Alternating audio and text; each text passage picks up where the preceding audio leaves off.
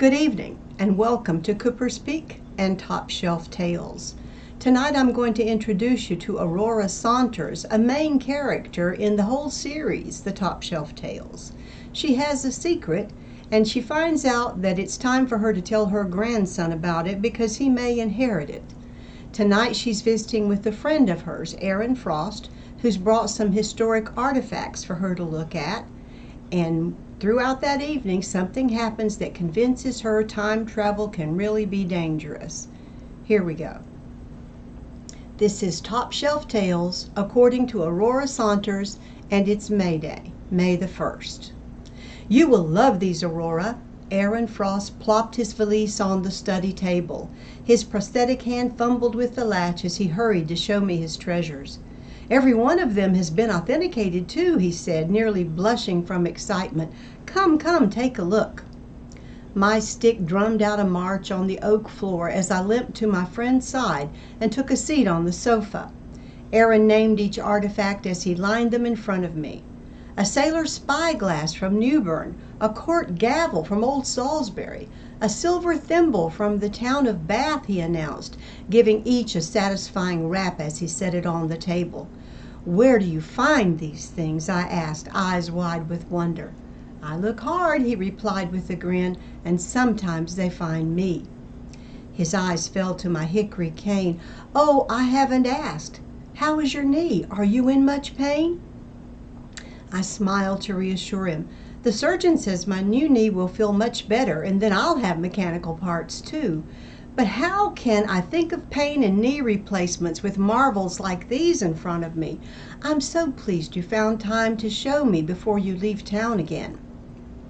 An antique shop is going out of business at Fort Fisher. I can't miss that, he said, raising his hands in a shrug. But how do you manage here alone? I patted his robotic hand, smiling. You know better than most how to cope with difficulty. Help comes 2 days a week. Most things are delivered, and here you are bringing history to my door.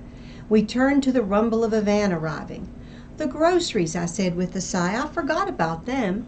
I stood propping the hickory stick under my palm for support as I started for the front door. Oh, let me, Aaron said, waving me toward the table. Look these over. I'll put your coal things away. He turned toward the door with a smile, but stopped to pull a small pouch from his pocket before he reached the hall. I forgot, he said, raising the blue leather pouch. This is the best of the lot.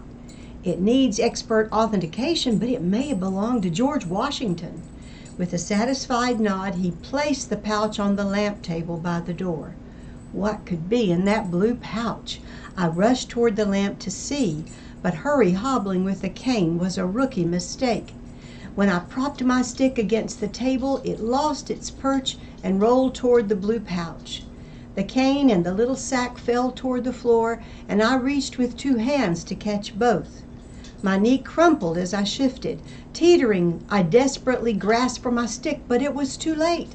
The stick bounced against the floor as I fell, and I landed with my face on the pouch.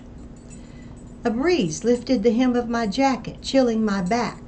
Colors faded to gray and black pixels as my eyes closed. And then I was, who knows when. Something like a bolt of lightning struck my neck and spine. Not again, oh please, not again. The shock eased, but I could not open my eyes against the whirlwind. My knee, airborne again, landed a second time, but not against my oak floor. It slammed down, twisting as it recoiled from something as hard and bumpy as stone. The inevitable scream that followed was neither helpful nor wise. My study was gone. I was outside, and the only thing under my face was a cobblestone. A male voice spoke, and it did not belong to Aaron Frost. Sir, are you well?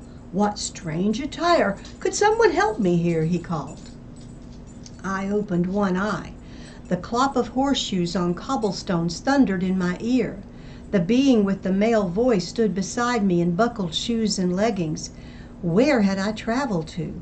When was I? Trousers. I was wearing trousers, and if I moved, they would soon know I was a woman. The stick, yes, thank goodness it was in my hand, and I gripped the cane as hard as I could and held my breath praying, please let this work. And then it was Mayday again. I held tightly to the twisted hickory, and I did not release stick or breath until the cobblestones were gone and the study reappeared. My head pounded with confusion. Sitting up was the most movement I could tolerate. I sat in front of the fireplace, examining the skinned and throbbing knee that poked through the rip in my linen pants. Could I get to a phone? What were those noises in the kitchen? Aaron! Aaron! Help me, I shouted. Running feet halted beside me. My dear Aurora, what has happened to you? How did you fall? Pain streaked through me as I turned toward my friend. That pain was only one reason for the tears streaming down my face. Call 911. When the ambulance was on the way, he knelt to comfort me.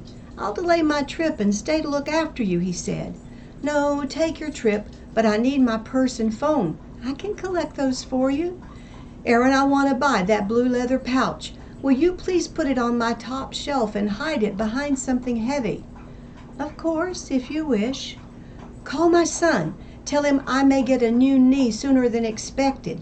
Lock my house when they take me. Don't let anyone in here. I'll be fine, but the house needs to be secure. You know where I keep my spare key. Get it to my son. I will, I promise. Don't worry. He left me alone to gather my things, and I stared at my father's portrait. This is the third time this has happened. Did you know about this? Why didn't you tell me? Over the next days and weeks, my family fussed and I groaned through physical therapy. The nurses and relatives left me to sleep at night, but the semi-silent darkness brought me no rest. If that stick had fallen just an inch further from my hand, I'd still be in whatever century it was that I visited. There would be no explanation for my clothing, and even though the shoe buckle man spoke English, my language did not match his. What would they have done with me? What would my family think about my disappearance? What if that had happened to someone else I loved? The only one who showed signs of falling to that kind of travel was my oldest grandson, Ody. What if he had touched that pouch? What if he reacted anything else in the same way? Where would he find himself? How would he get home? I did not have all the answers, but I had to tell Ody what I did know. I had to warn him and prepare him for what he might encounter. The nights kept me up wondering what to do. Baby steps. I'd break it to Ody in stages, but I had to do it soon. Ody Saunters out of time. Read more and check it out at cooperspeak.com.